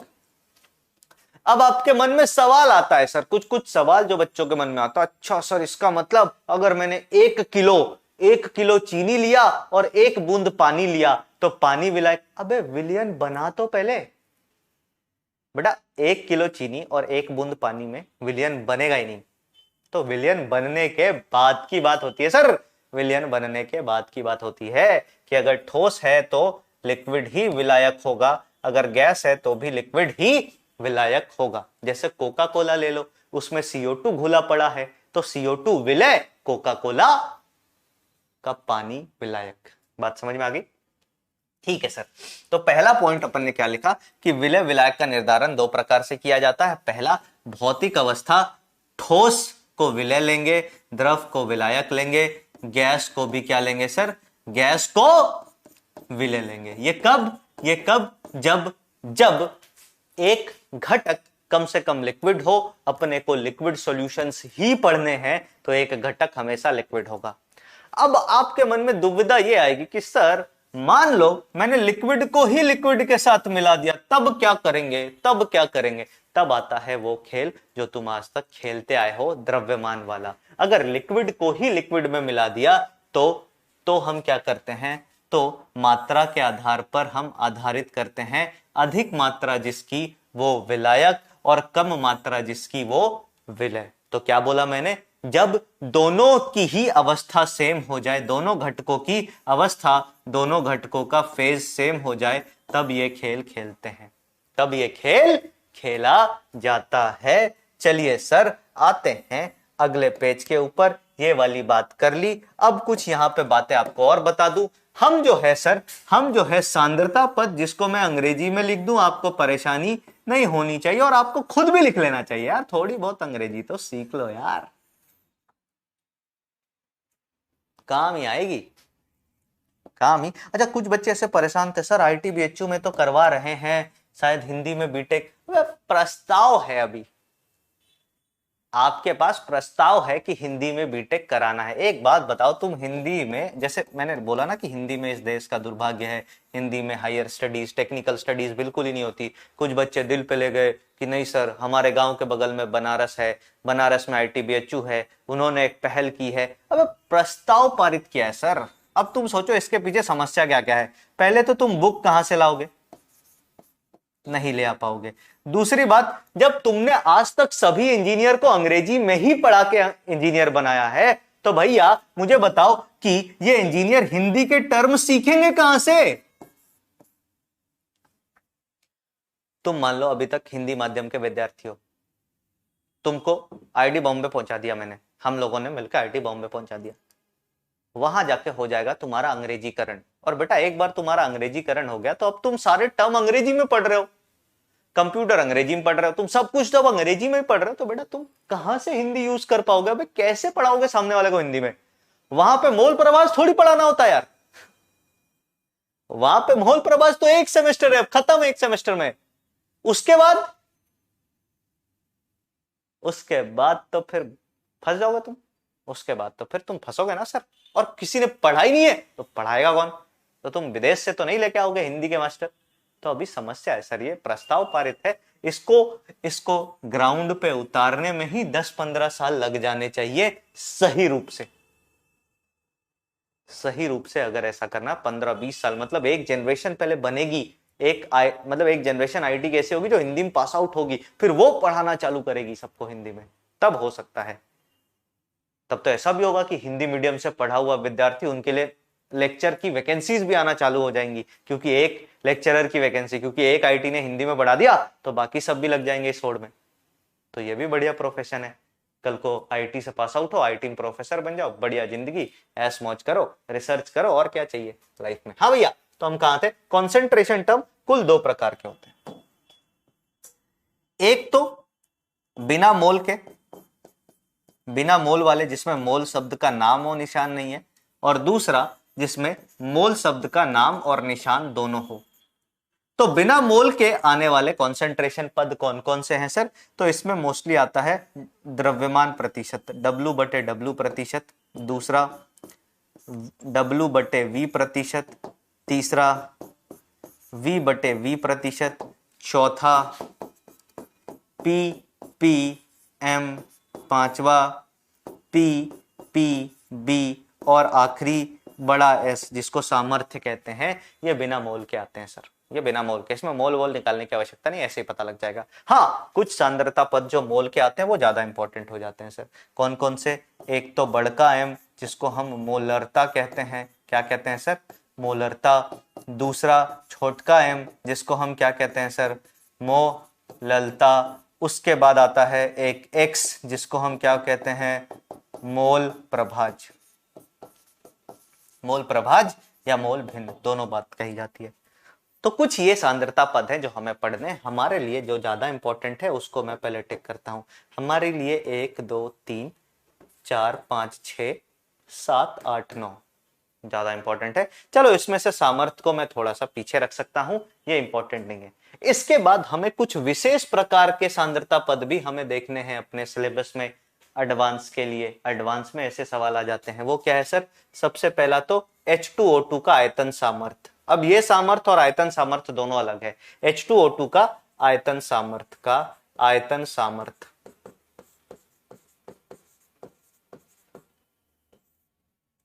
ठीक है। और दूसरा सांद्रता पद हमें देखना है ओलियम का अंकन। किसका अंकन सर? ओलियम का अंकन, ओलियम का प्रतिशत अंकन, ओलियम का परसेंटेज अंकन। तो अब ये टॉपिक जो है ना, ये हमारा कम से कम कितने दिन चलेगा? ये टॉपिक हमारा कम से कम 2 से 3 दिन चलेगा, जिसमें सबसे पहले हम सारे सांद्रता पदों को पढ़ेंगे, इधर वाले को, फिर मोल वालों को पढ़ेंगे, फिर इनसे रिलेटेड सवाल करेंगे। जैसे सांद्रता पद से रिलेटेड कई सारे सवाल ऐसे आते हैं जिसमें मिक्सिंग कर दी, एक सांद्रता पद मतलब विलियन में अभिक्रिया करा दी, 2 विलियनों में अभिक्रिया करवा दी, है ना, ऐसे सवालों को करेंगे। तो मिला जुला के ये आज 5वां लेक्चर है जिसमें सांद्रता पद शुरू हुआ है। तो 5वां लेक्चर, 6ठा लेक्चर और कुछ हद तक 7वां लेक्चर जो है ये सांद्रता पद पे जाएगा, ये सांद्रता पद पे जाएगा। फिर एक लेक्चर 7वें लेक्चर में हम और कुछ बातें कर लेंगे, पीओएसी का एप्लीकेशन देख लेंगे, वो मैं बात कर लूंगा आपके ऑर्गेनिक वाले सर से कि कैसे क्या करवाना है, कितना करवाना है, वो करवाएंगे कि मैं करवाऊंगा, है ना। जैसे डूमा विधि, जेल्डाल विधि, वो कराएंगे कि मैं, वो बात कर लेंगे अपन। और उसके बाद अपने पास एक आधा लेक्चर बचेगा जिसमें भर भर के सवाल करेंगे। तो तुम्हें अगर कभी भी ऐसी फीलिंग आ रही है ना कि सवाल तो हो ही नहीं रहा, तो सवाल आपको डीपीपी में खूब सारे मिलेंगे, कुछ सवाल आपको होमवर्क में मिलेंगे और कुछ सवाल क्लास में कर ही रहे हैं। और जेई मेंस के पीवाईक्यू, जैसे कुछ बच्चों का सवाल है कि सर कहां से सवाल करें, तो बेटा आपको है ना पीवाईक्यू वाली किताब मिल जाएगी, इंटरनेट पे खोजोगे मिल जाएगी। अरिहंत 42 ईयर, दिशा 33 ईयर, ऐसे ऐसे करके मिलते रहेगी। उम्र नहीं बताते हैं वो, उनकी वो किताबें हैं सर। तो केमिस्ट्री की किताब डाउनलोड कर लो, उसमें सवाल है, उसको करते रहो। अंग्रेजी में होंगे सवाल, थोड़ी मेहनत तो करनी पड़ेगी, थोड़ा पेन तो लेना पड़ेगा। तो एक तरीका ये है सवाल करने का, पीवाईक्यू। दूसरा तरीका ये है, कुछ मत करो सर, जेई मेन की साइट पे जाओ, एक दिन आधा घंटा लगाओ, हर साल के पेपर डाउनलोड कर लो। कहां से? मैं बताता हूं। 2018 कर लो, 19 कर लो, 20 कर लो, 21 कर लो। 18 में तुम्हें एक पेपर मिलेगा, 19 में तुम्हें 2 पेपर मिलेगा, 20 में तुम्हें बहुत सारे पेपर मिल जाएंगे। 4 दिन तो एग्जाम हुए हैं, तो बहुत सारे पेपर मिल जाएंगे। और 21 का तो पेपर अभी हुआ नहीं है, तो 21 पे पेपर अभी हुआ है ना यार, 2021, हाँ हुआ यार। तो 2021 में भी तुम्हें खूब सारे पेपर मिल जाएंगे। तो ऐसे पेपर खूब सारे हो गए, 15-20 पेपर हो गए, इनको पलटो, सवाल देखो, ये भी कर सकते हो आप। समझ में आई बात? तो चलिए आगे आते हैं। नेक्स्ट, इतनी सारी चीजें हमें पढ़नी है, पूरा का पूरा खा बता दिया, कैसे क्या करेंगे ये बता दिया। आगे बढ़ते हैं सर अगले टॉपिक पे, विभिन्न सांद्रता पद। सबसे पहले टाइप का सांद्रता पद जो हम देखेंगे वो बिना मोल वाले देखेंगे, जिसमें मोल का कहीं कोई उपयोग ना हो। तो उसमें सबसे पहला सांद्रता पद जो हमें पढ़ना है उसको हम कहते हैं द्रव्यमान बाई द्रव्यमान प्रतिशत। इसको रिप्रेजेंट किया जाता है W/W से या फिर M/M से। केमिस्ट्री के अंदर द्रव्यमान और भार एक ही बात है, फिजिक्स के जैसा नहीं कि द्रव्यमान की यूनिट तो केजी होती है और वेट जो होता है वो फोर्स अप्लाइड बाय मास होता है, मतलब केजी इंटू ग्रेविटी, जी छोटका जी। तो ये सब यहाँ पे नहीं है सर, यहाँ पे सब एक मानते हैं, W मतलब W, M मतलब भी W। तो द्रव्यमान बटे द्रव्यमान प्रतिशत, इन सभी पे कुछ कुछ बातें हम कॉमनली देखेंगे। सबसे पहले W/W प्रतिशत या फिर M/M परसेंटेज, है ना, इसका फॉर्मूला क्या होगा? तो इसका सिंपल सा फॉर्मूला होता है W विलय बटे W विलियन इंटू 100। क्या बोला मैंने सर? इसका एक सिंपल सा छोटा सा नन्हा सा मुन्ना सा फार्मूला होता है W विलय, अरे दादा ब्लैक कलर, W विलय बटे W विलियन इंटू 100, मतलब विलय का भार बटे विलियन का भार इंटू 100। दूसरा फॉर्मूला यही क्या होता है? दूसरा फॉर्मूला W/W परसेंटेज केवल लिख लेता हूं, M/M एक ही बात है, तो सीख गए। ये होता है W विलय बटे में W। अच्छा, अब विलियन का भार दो चीजों से मिलकर बनेगा, विलायक और विलय, तो दोनों को जोड़ दो, तो ये क्या हो गया सर? W विलायक प्लस W विलय इंटू 100। ये आ गया दूसर का, ये आ गया दूसर का फार्मूला, ये आ गया दूसर का फार्मूला। दोनों फार्मूला सिंपल है, दोनों फार्मूला सिंपल है। एक सवाल कर लेते हैं, एक सवाल कर लेते हैं, एक सवाल कर ही लेते हैं। थोड़ा केमिस्ट्री के टूल्स का भी इस्तेमाल करते हैं। देखो यहीं से मैं लेके आता हूँ, बीकर वीकर जो लेके आता हूँ ना, सब यहीं से लेके आता हूँ सर। ये है मेरा पिटारा, ठीक है सर। ओहो, इसके लिए थोड़ी तैयारी करनी पड़ेगी सर। इसको बनाया और इसको सफेद रंग से भर दिया। ए भाई सफेद हो जा। और दादा ये सफेद क्यों नहीं हो रहा? हो गया सफेद। अब आई बैक, अब इसको उठा के इधर लेके आ जाते हैं। और ये तो गड़बड़ हो जा। अच्छा छोड़ो यार, जान दो। बैक बैक बैक, इसको इधर रख देते हैं। हाँ, इसमें मान लो दो चीजें मैंने मिलाई, इसमें मान लो मैंने दो चीजें मिलाई, सुनते जाना। इसमें मैंने, ये ऐसा है कुछ, है ना, इसमें मैंने A डाला, इसमें मैंने B मिलाया, ठीक है। A डाला, B मिलाया। A का 20 ग्राम और B के 100 ग्राम। B जो है मेरा विलायक है, पहले आपको बता देता हूं। B द्रव अवस्था में है और ये सॉलिड अवस्था में है, तो ये विलय हो गया। अब इनको मिलाया, तो अब तुमसे अगर बोलेगा कि भैया बता दो W/W परसेंटेज, और W/W परसेंटेज नॉर्मली अगर कुछ नहीं लिखा हो तो हम विलय का निकालते हैं, तो विलय का W/W प्रतिशत कितना हो जाएगा? तो आप बोलोगे सर 20 ग्राम विलय का बटे टोटल भार, तो विलायक का 100 और विलय का 120, तो बटे 120 इंटू 100। ये बात ध्यान में रखना। नीचे कुल भार लेंगे सर, हमेशा याद रखना, कुल भार लेंगे, तब तक इग्नोर नहीं करेंगे जब तक विलय का भार विलायक के अपेक्षा में नगण्य हो, नेग्लिजिबल हो, तब तक नहीं करेंगे। इसकी यूनिट क्या होगी सर? अगला पॉइंट आता है, इसकी यूनिट क्या होगी, इकाई क्या होगी? तो आप बोलोगे सर ऊपर भी द्रव्यमान नीचे भी द्रव्यमान, ग्राम से ग्राम कट गया, तो यूनिट इसकी क्या आएगी? Unit less. यूनिट इसकी क्या आएगी? Unit less. इसकी कोई इकाई नहीं होती। और अगला पॉइंट जो आपको ध्यान में रखना है, क्या यह ताप पर निर्भर करता है? तो दो बातें याद रखना, नंबर ऑफ मोल्स और द्रव्यमान, ये दोनों बातें ताप पर निर्भर नहीं करती, ताप इंडिपेंडेंट होती हैं, तो ये ताप पर निर्भर नहीं करता, ये ताप पर निर्भर नहीं करता है, ताप पर निर्भर नहीं करता है। बात समझ में आ गई? हाँ या ना बोलो, यस और नो, फटाफट बोलो सर, फटाफट बोलो। अब यही सारी चीजें हम देखते रहेंगे, फिर कुछ एक सवाल करेंगे सांद्रता पद से रिलेटेड। आते हैं दूसरे, ये आप कॉपी कर लो फटाफट, मैं थोड़ा पानी पी लेता हूं। तो सांद्रता पद के सवाल बेटा बहुत आसान होते हैं। एक्चुअली में देखा जाए ना तो सांद्रता पद के सवाल आसान भी होते हैं और अच्छे भी होते हैं, जेई में आते भी हैं। अभी पेपर आ जाएगा तो पता लगेगा, इस बार शायद सांद्रता पद से ही सवाल आया था एक। मतलब मेंस में तो ऐसे फर्जी सवाल आते हैं, मैं एडवांस की बात कर रहा हूं, मेंस के सवालों में तो क्या ही। हाँ, अब मैं एक कमेंट और पढ़ रहा था, तुम में से कोई बच्चा ऐसा लिखा था कि सर क्लासेस 2 घंटे की लीजिए। क्लासेस मोस्टली 2 घंटे की ही होंगी, क्लासेस मोस्टली जो होंगी वो 2 घंटे की ही होंगी, इस बात का ध्यान रखना। हाँ, कभी कभी क्या होता है कि क्लास 1.5 घंटे की हो जाती, किसी कारणवश छोटी हो जाती। जैसे मान लो अब मुझे ऐसा लगा कि इतने देर का क्लास ले लिया, अब इसके बाद और रिकॉर्डिंग करनी है और वो टॉपिक बड़ा है। अब मान लो कोई टॉपिक मुझे ऐसा लगा कि जिसको पढ़ाने में मेरे को ज्यादा समय लग जाएगा, तो उस केस में मैं क्लास फिर वहां पे एंड करना पसंद करता हूं। और क्योंकि रिकॉर्डेड क्लास है तो थोड़ा टाइम आपको मिलता भी है। क्लासेस 2 घंटे रखने की कोशिश बिल्कुल की जाएगी। जब भी ऐसा होगा क्लासेस का टाइम, मैं प्रेफरेबल टाइम जो मैं मानता हूं क्लास का, वो 1 घंटा 45 मिनट से 5-10 मिनट ऊपर, 5-10 मिनट नीचे। तो आप डरे ना कि आपका कोर्स नहीं होगा, कोर्स बिल्कुल होगा सर, हम बड़े आराम से करेंगे, कोर्स करेंगे सर।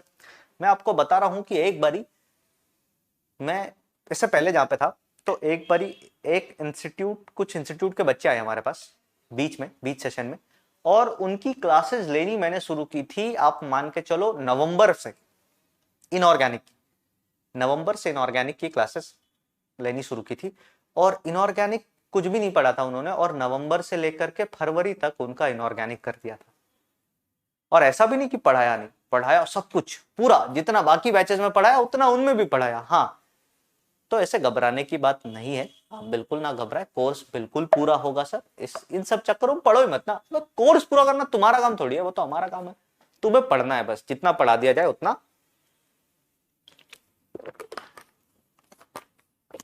पढ़ लो तुम, तो बाकी सब कुछ बढ़िया होगा, बाकी ऊपर वाले के हाथ पे छोड़ दो। हाँ भैया, ये बात समझ में आ गई। द्रव्यमान बटे द्रव्यमान प्रतिशत। अगले पे आते हैं, आयतन बटे आयतन प्रतिशत की बात करते हैं। आयतन बटे आयतन प्रतिशत में अगर मैं बात करूं तो इसको हम रिप्रेजेंट करते हैं V/V परसेंटेज। V/V परसेंटेज का सूत्र क्या होगा सर? तो V/V परसेंटेज बराबर होगा V विलय बटे V विलायक, या बटे V विलयन इंटू 100। अब एक बात याद रखना कि ये जो आयतन बटे आयतन प्रतिशत का इस्तेमाल किया जाता है, ये जो आयतन बटे आयतन प्रतिशत का इस्तेमाल किया जाता है, ये किसके लिए किया जाता है सर? तो ये लिक्विड सॉल्यूशन के लिए मुख्यतः किया जाता है। किसके लिए किया जाता है? तो याद रखना, ये वाला सांद्रता पद जो है, ये वाला सांद्रता पद जो है, ये किसके लिए इस्तेमाल में लिया जाता है? लिक्विड में, लिक्विड सॉल्यूशन मतलब दोनों द्रव हो तब ज्यादा इस्तेमाल किया जाता है। आयतन बटे आयतन का फॉर्मूला समझ में आ गया। अब वही विलयन का आयतन जो है वो विलायक प्लस विलय के आयतन के बराबर हो जाएगा। यूनिट की अगर मैं बात करूं, इकाई की बात करूं, तो आप बोलोगे सर ऊपर भी लीटर या मिलीलीटर, ऊपर भी लीटर या मिलीलीटर। अच्छा हाँ, एक चीज और ध्यान में रखना, यहां पे मैं क्लियर कर देता हूं कि यहां पे और यहां पे जो भी भार हम लेंगे वो ग्राम में लेंगे सर, है ना। अगर दोनों किलोग्राम में तो किलोग्राम में ले लो, यहां पे जो भी आयतन लेंगे वो मिलीलीटर में लेंगे सर। ऐसा नहीं कि पता चला 1 मिलीलीटर में ले लिया, 1 लीटर में ले लिया और पागल हुए फिर रहे हो। कोशिश करेंगे कि मिलीलीटर में लेंगे या दोनों एक ही इकाई में लेंगे तो भी चलेगा। यूनिट क्या होगी? मिलीलीटर से मिलीलीटर गया उड़, तो यूनिट क्या आएगी इसकी? यूनिटलेस। ताप निर्भरता की बात करें तो ताप पर ये क्या करेगा सर? निर्भर करेगा। ताप पर ये निर्भर करेगा। क्यों? क्योंकि आयतन ताप निर्भर होता है, आयतन के ताप निर्भर होने के कारण ये भी ताप पर निर्भर करेगा। अब आगे सुनिएगा, एक सवाल करते हैं। क्वेश्चन है, ये मान लो एक पात्र है ना। इस पात्र में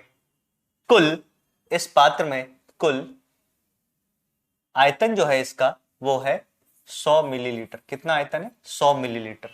ठीक है, 100 मिलीलीटर इसमें जल है, मान लो 100 मिलीलीटर इसमें जल है। इसमें हमने मिला दिया बड़े लोगों की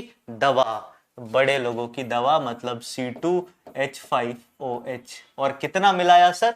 इसका 10 ml मिलाया। कितना मिलाया?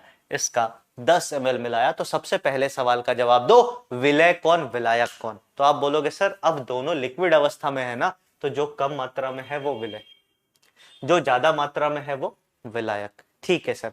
अब हमने आपको बोला कि इसके बाद बताओ आयतन बटे आयतन प्रतिशत। क्या बोला सर? इसके बाद आप बताओ V/, ये क्वेश्चन है, अच्छा क्वेश्चन तो लिख ही दिया, V/V परसेंटेज बताओ। पहला। दूसरा, यदि विलयन को आधा कर दिया जाए, को या विलयन का, को के जगह का कर दो, विलयन का आधा भाग हटा दिया जाए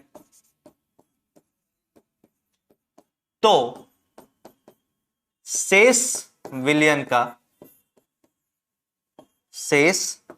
या बचे हुए विलयन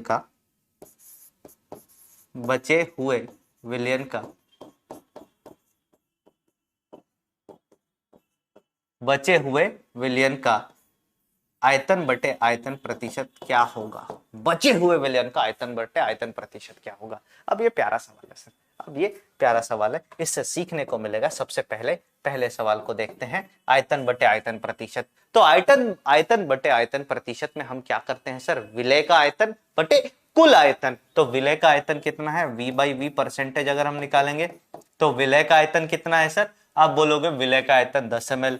कुल आयतन कितना हो जाएगा सर? 10 + 100, ये कितना हो गया? इंटू 100 भी करेंगे तो ये आप देखोगे कि 1000/110, तो ये हो गया 100/11, 100/11, जो कि लगभग 9.99% आएगा। ये आ जाएगा क्या? हाँ, 9.99%। देख लेते हैं एक बार, 9.99 या 9.19 आ जाएगा। कैलकुलेटर देवता, 9.09, हाँ वही 9.1 लग रहा था मुझे, 9.090909%। ठीक है भैया, ये आ गया आंसर। अब अगला सवाल इंटरेस्टिंग है सर, अगला सवाल में क्या बोला जा रहा है कि हमने क्या किया सर? हमने जो मात्रा है मिलाने के बाद प्राप्त मात्रा, दोनों को आधा भाग हटा दिया। कंज्यूम कर लिया होगा किसी ने यार, बैठा होगा कोई, कंज्यूम कर लिया होगा। तो अब हमारे पास C2H5OH कितना बचेगा? तो आप बोलोगे सर C2H5OH 5 ml बचा, आधा तो खत्म हो गया। और पानी कितना बचेगा? तो पानी भी 100 का आधा, मतलब 50 ml बचा। अब नया परसेंटेज या V/V परसेंटेज या परसेंटेज V/V कितना होगा? तो आप बोलोगे 5/5 + 50, 55 × 100। आप पाएंगे कि ये अभी भी कितना है? 1/11 × 100, मतलब कि 9.09%। प्रतिशत नहीं बदला सर, यही इंटरेस्टिंग बात है। तभी थर्मोडायनेमिक टर्म में हम कहते हैं कि सभी सांद्रता पद जो है, सभी सांद्रता पद वो इंटेंसिव प्रॉपर्टी होती है। इंटेंसिव प्रॉपर्टी का मतलब क्या होता है? ऐसे गुण जो मात्रा पे निर्भर नहीं करते। मात्रा कम लो चाहे ज्यादा, मात्रा का मतलब 1 बिलियन बनाने के बाद उसकी मात्रा कम लो। तुम उससे 1 ग्लास ले लो, तुम उससे 1 जग उठा लो, तुम उससे, जैसे मान लो एक समंदर है, उसमें NaCl मिला हुआ है, बहुत सारे लवण मिले हुए हैं। अब उस समंदर का तुम 1 ग्लास ले लो, 1 मग्गा उठा लो, 1 ड्राम भर के ले जाओ, या फिर कुछ भी भर के, 1 कनिस्तर भर के ले जाओ, सभी की सांद्रता बराबर होगी सर। यही सांद्रता का बेसिक फंडा है। अगले सांद्रता पद पे आते हैं, यह है द्रव्यमान बटे आयतन प्रतिशत, मतलब M/V परसेंटेज, या फिर इसको हम W/V प्रतिशत लिखेंगे। M को W भी लिख दिया जाता है, तो ये प्रतिशत, ये सब चीज आपको मिलेगी सर। आप दवा ववा की डिब्बी होगी आपके घर पे, पलट लेना, ऐसे पीछे पढ़ लेना, सब मिल जाएगा। पलट लेना, पढ़ लेना, सब कुछ मिल जाएगा सर, सब कुछ मिलेगा। ये लिखा हुआ, जैसे मान लो आई, कान के ड्रॉप हो, आंखों के ड्रॉप हो, है ना, या कफ सिरप हो, या ऐसी कोई भी दवा जो लिक्विड फॉर्म में आती है, उसको पलटना, पीछे देखना, आपको सब कुछ मिलेगा, ऐसा लिखा हुआ। द्रव्यमान बटे आयतन प्रतिशत की बात करें तो ये किसके लिए निकालते हैं? तो याद रखना, मेनली ऐसा नहीं कि हर बार वही करेंगे, बदलने का कुछ भी करते हैं, तो मेनली ये तब निकालते हैं जब आपका विलय क्या हो? जब आपका विलय जो हो, ये हो ठोस अवस्था में, और विलायक क्या हो? विलायक हो द्रव अवस्था में। इसको निकालने के लिए बहुत बार एक चीज ये भी कही जाती है, बहुत सारे प्रश्नों में आपको मिलेगा, जब तक स्टेटेड नहीं है तब तक ये बात मान के चलनी है कि जब इसको इसमें मिलाया, विलय को विलायक में मिलाया, तो आयतन नहीं बदलेगा, तो आयतन सेम रहेगा। आयतन जो है वो क्या रहेगा, समान रहेगा सर, आयतन जो है समान रहेगा। ये पहली बात, ये ध्यान में रखना है। जब इसको इसमें मिलाया तो आयतन जो है वो क्या रहेगा सर, समान रहेगा। आयतन नहीं बदलता ऐसे केसेस में, आयतन नहीं बदलता ऐसे केसेस में। इसका एग्जांपल अगर चाहिए तो आप कुछ मत करो, आप एक ग्लास ले लेना सर आज घर पे, ग्लास को पानी से लबालब भर देना एकदम ऊपर तक, गर्दन तक, क्या बोलते हैं इसको, गर्दन तक भर देना सर। और इसको जैसे ही आपने गर्दन तक भरा, इसमें क्या करना, चीनी डालते जाना, 1 चम्मच, 2 चम्मच, 3 चम्मच चीनी डालते जाना। आप देखेंगे कि 1 2 3 4 चम्मच तक जब आपने चीनी डाली, या ग्लूकोज डाल लेना या नमक डाल लेना, नमक थोड़ा सस्ता है, नमक यूज कर लेना, डांट कम पड़ेगी घर पे, तो नमक डाला, 2 चम्मच 3 चम्मच तक, ग्लास भले ही लबालब भरा था पर पानी बाहर नहीं आएगा। अब तुम ऐसे मत करना कि लेके चम्मच ऐसे पटक देना इसके अंदर, आराम से धीरे धीरे हल्का हल्का, जैसे लिया 1 चम्मच ऊपर से धीरे धीरे धीरे धीरे 1 चम्मच डाला। ऐसा होता है ना कि वाटर मॉलिक्यूल जो इस तरीके से होता है ना, ये ऑक्सीजन ये हाइड्रोजन 2, तो इसके बीच में स्पेसेस रह जाते हैं सर, रिक्तिका पढ़ा होगा आपने सॉलिड स्टेट में, रिक्तिका दोष या रिक्तिका या वैकेंसी है ना, उसमें अंतराकाशी क्षेत्र या अंतराकाशी साइट्स, तो अंतराकाशी साइट में चले जाते हैं नमक, तो आयतन नहीं बढ़ाते। तो ऐसा बहुत सारे केसेस में होता है। अगर कुछ नहीं लिखा तो हम यही मानेंगे सर, कुछ नहीं लिखा तो हम यही मानेंगे। चलिए इसका फॉर्मूला देख लेते हैं, सिंपल सा फॉर्मूला है 2 मिनट का। V बाई वी परसेंटेज, क्या बोला मैंने, sorry, M by we percentage किसके बराबर होता है सर, तो W विलय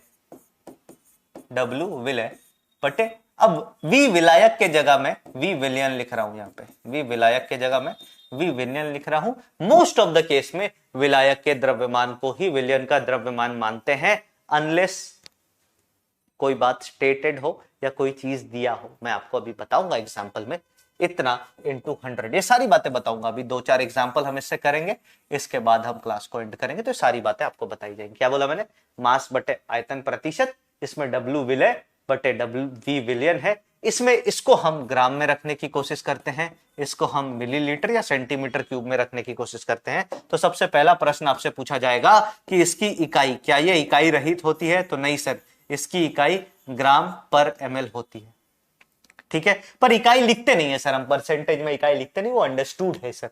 उसके बाद अगली बात, क्या ये ताप पर निर्भर करता है, तो आप बोलोगे यस सर, ये ताप पर निर्भर करता है, जहां भी आयतन आया वो चीज ताप पर निर्भर करेगी सर, ये ताप पर निर्भर करता है। और इसकी इकाई क्या होती है, ग्राम पर मिलीलीटर, इसकी इकाई भी होती है, और ये ताप पर निर्भर भी करता है। ये 3 सांद्रता पद आज जो हमें पढ़ने थे, इसके बाद के सांद्रता पद जो मोल से रिलेटेड है या पीपीबी पीपीएम है, उसको तो हम अगली क्लास में पढ़ेंगे। अब हम कुछ एक सवाल कर लेते हैं सर, अब हम कुछ एक सवाल कर लेते हैं, सांद्रता पद से ही रिलेटेड अच्छे अच्छे सवाल कर लेते हैं और कन्वर्जन कर लेते हैं इनका, कैसे क्या किया जाएगा, कैसे क्या। अच्छा, पहले एक तो सांद्रता पद इससे रिलेटेड एक सवाल इसी पे कर लेते हैं, इससे रिलेटेड तो सवाल यहीं पे एक कर लेते हैं, छोटा सा है ना।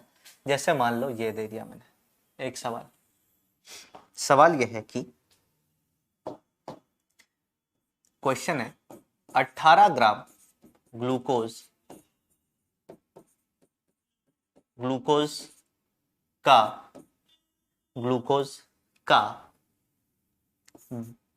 18 ग्राम ग्लूकोज का 27% M/V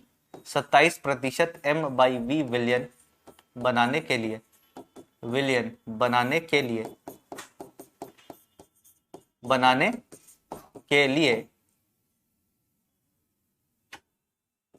का कुल आयतन कितना होगा, कुल आयतन, या ऐसे लिख लो, बनाने के लिए विलायक के कितने या विलायक के कितने आयतन की आवश्यकता होगी, या कितने मिलीलीटर की आवश्यकता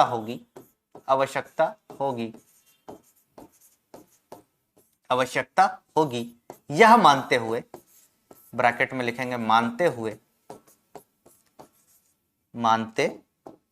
हुए कि ग्लूकोज मिलाने पर ग्लूकोज मिलाने पर आयतन में कोई परिवर्तन नहीं होगा। आयतन में कोई परिवर्तन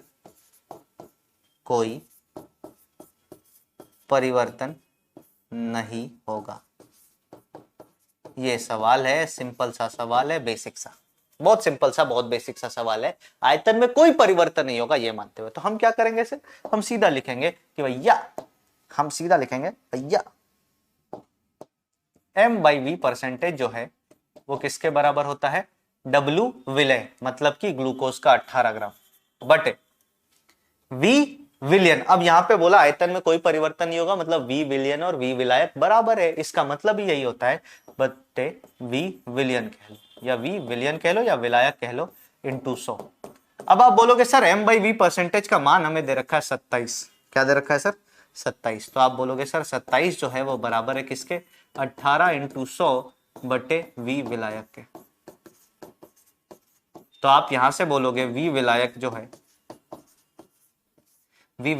है वो किसके बराबर आ जाएगा सर, V विलायक जो है वो आ जाएगा 18 इंटू 100 बटे 27। इसको 9 से काटा 2 बार में, 9 से काटा 3 बार में, तो ये आ गया 200 बटे 3। इसका मतलब कि 200 बटे 3 मतलब 66.67 ml की आवश्यकता होगी, आपको इतने विलायक की आवश्यकता होगी। क्या किया फिर से बताता हूं, इस बात को गौर करते हुए मैंने एक लाइन लिख दी कि अच्छा विलायक का आयतन नगण्य मानना है तो विलयन और विलय का, सॉरी विलायक का नहीं, विलय का आयतन नगण्य मानना है, इसका मतलब विलायक और विलयन का आयतन समान होगा।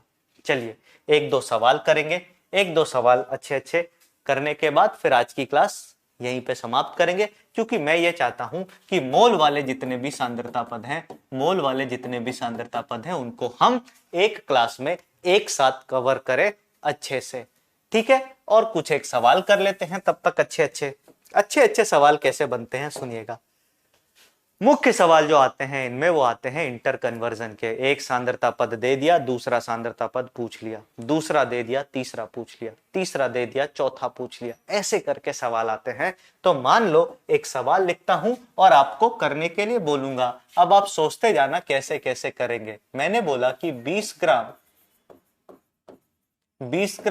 NaOH को 20 ग्राम NaOH को 80 ग्राम जल में मिलाने पर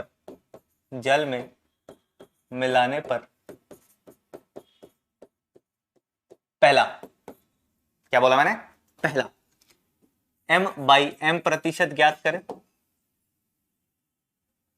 पर मिलाने पर ज्ञात करें क्या चीज सर, तो पहला m/m प्रतिशत, दूसरा m/v प्रतिशत, और आपको दे रखा है जो डेंसिटी होगी विलयन की वो 1.2 ग्राम पर ml है।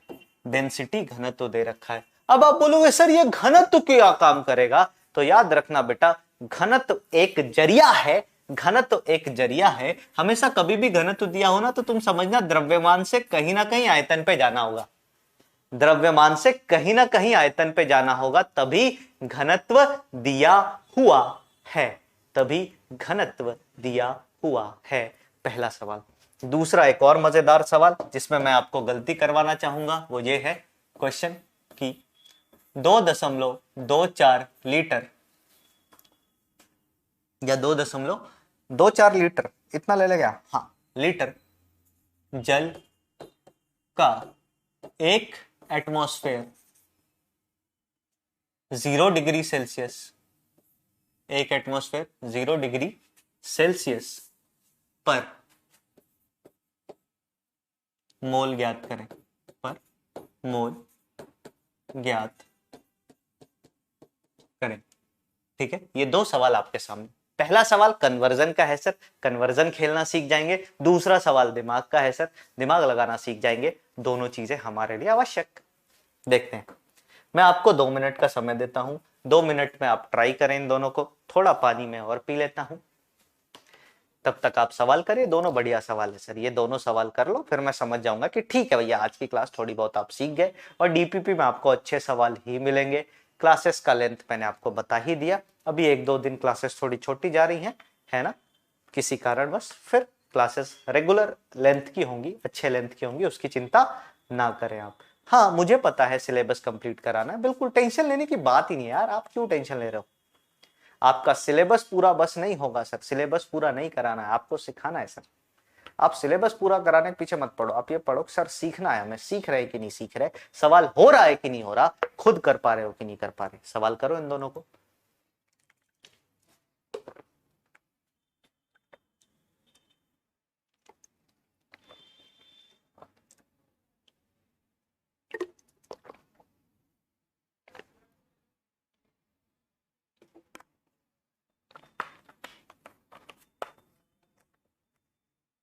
हाँ भाई चलो देखते हैं पहला सवाल। तो सर 20 ग्राम ये 20 ग्राम ये, तो सबसे पहले क्या करो, डब्लू विलय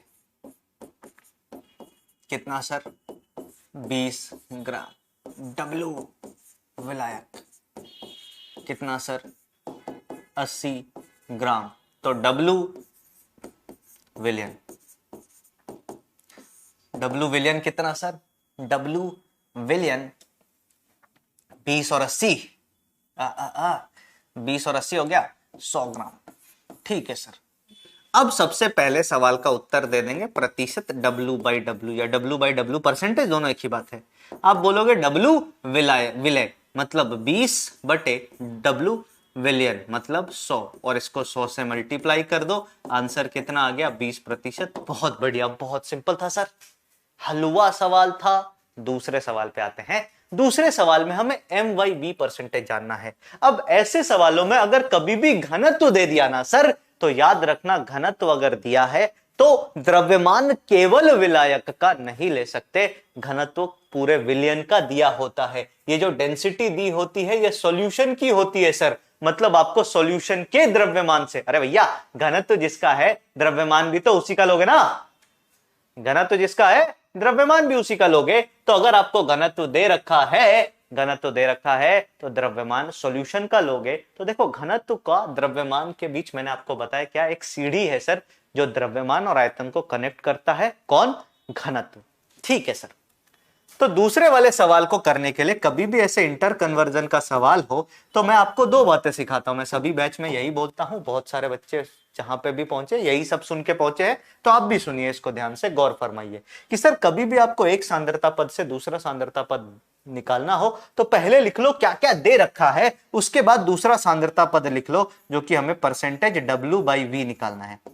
परसेंटेज W/V कितना हो जाएगा सर, तो आप बोलोगे कि सर W/V का मतलब W NaOH जो कि विलय है यहां पे हमारा, और बटे V विलियन मतलब सॉल्यूशन का आयतन मिलीलीटर में, और इसको 100 से मल्टीप्लाई कर दो।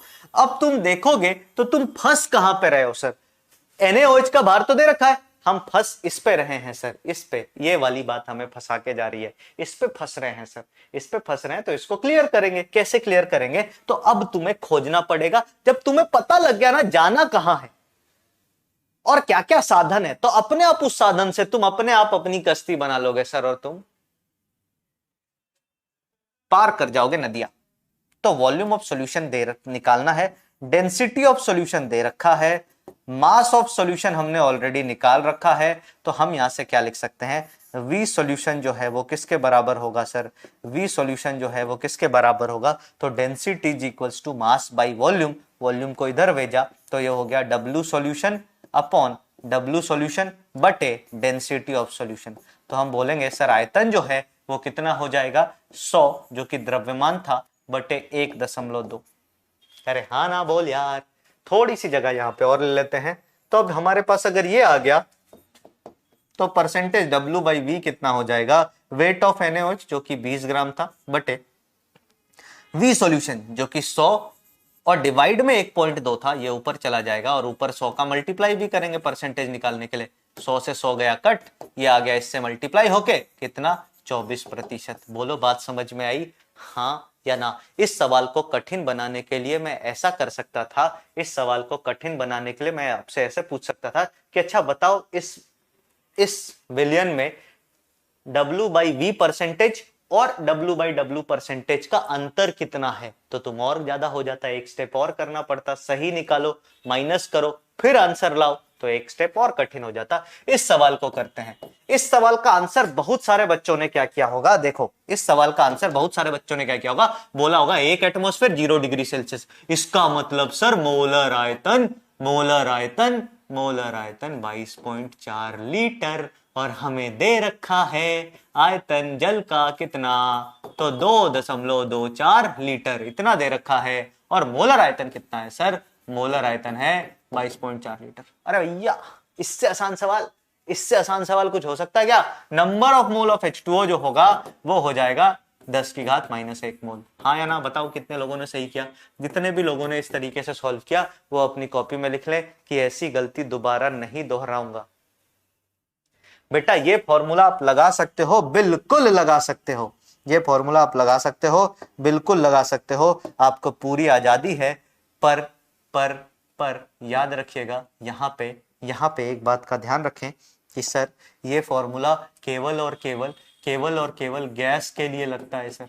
और अगर मैं आपसे बात करूं, अगर मैं आपको बोलूं कि हमें पता है सर 0 डिग्री सेल्सियस और 0 डिग्री सेल्सियस और 1 एटीएम पे पानी का जो स्टेट है वो दो हो सकता है, ट्रांजिशन स्टेट है ये, या तो वो सॉलिड होगा या तो वो लिक्विड होगा, और सॉलिड और लिक्विड पे तो ये फॉर्मूला लगता ही नहीं है, तो सत्यानाश कर दिया सारे कॉन्सेप्ट का अगर ये आंसर लाया तो। जो स्मार्ट बच्चे होंगे वो क्या सोच रहे होंगे कि सर इस केस में फिर यही बात घनत्व वाली बात आ जाएगी कि हमें W चाहिए होगा, और W के लिए हमें घनत्व चाहिए होगा, और पानी का घनत्व जब कुछ नहीं दिया होता तो हम मान लेते हैं 1 ग्राम पर मिलीलीटर, या फिर इसी को 1 केजी पर लीटर कर लो, दोनों एक ही बात है सर, यूनिट कन्वर्ट करोगे एक ही बात आ जाएगी, तो इतना होता है सर। इसका मतलब सर 1 लीटर जल का जो भार है वो 1 किलोग्राम होता है, तो 2.24 लीटर जल का भार कितना हो जाएगा, 2.24 किलोग्राम, इसका मतलब कि 2240 ग्राम। तो नंबर ऑफ मोल्स ऑफ जल कितने आ जाएंगे, दिया गया भार जो कि है 2240 ग्राम बटे 18, दिया गया भार बटे मोलर भार। कैलकुलेटर देवता को प्रकट कर लेते हैं, 22400 बड़े 18, ये कितना आ गया सर, ये आ गया 1244.4 मोल, और आपका मोल कितना आया था सर, 0.1, मतलब कहीं कोई तुलना ही नहीं है सर। तुम तो पिक्चर में भी नहीं हो, तुम तो पिक्चर में भी नहीं हो, ये बात समझ में आ गई। एक सवाल आपको होमवर्क के लिए और देने का मन कर रहा है मेरा, एक सवाल आपको होमवर्क के लिए और देने का मन कर रहा है मेरा, एक सवाल देता हूं, अच्छा सवाल है, ये होमवर्क का क्वेश्चन होगा, इसको ट्राई जरूर करना सर, इसको ट्राई जरूर करना, फिर क्लास एंड करते हैं। ये बड़ा प्यारा सवाल है, क्वेश्चन देखो ध्यान से कि चीनी की, चीनी मतलब वो हिंदी चीनी भाई भाई वाला चीनी नहीं, चीनी मतलब मिठास वाला चीनी है ना, चीनी की जल में घुलनशीलता, जल में रूम टेम्परेचर पर घुलनशीलता, घुलनशीलता 36 ग्राम पर मिलीलीटर है। कितनी है सर, 36 ग्राम पर मिलीलीटर, मतलब एक, अच्छा नहीं, 36 ग्राम पर मिलीलीटर तो बहुत ही ज्यादा हो जाएगा, 36 ग्राम पर मिलीलीटर नहीं, पर लीटर है ना, 36 ग्राम पर लीटर, मतलब 1 लीटर जल में कमरे के तापमान पे आप 36 ग्राम चीनी घोल सकते हो, ये मैंने आपको बता दिया। तो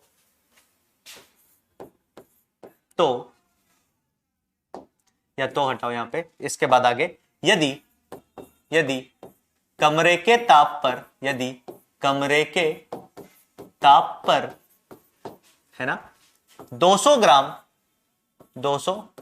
ग्राम चीनी को 500 ग्राम जल में, 500 ग्राम जल में घोला जाए तो विलयन का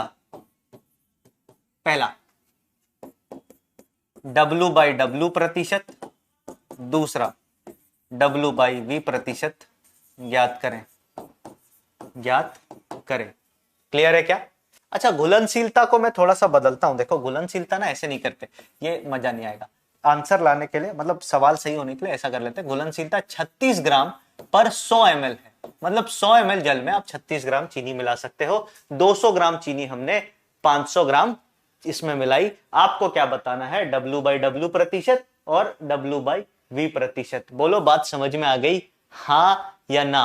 बोलो बात समझ में आई? यस और नो। अब ये बहुत प्यारा सवाल है, मैं चाहता हूं इसको करना। अगर इसमें दिमाग लगाओगे तो इतनी जगह पे सोचने पे मजबूर हो जाओगे कि समझ में भी नहीं आएगा। बहुत बढ़िया सवाल है सर।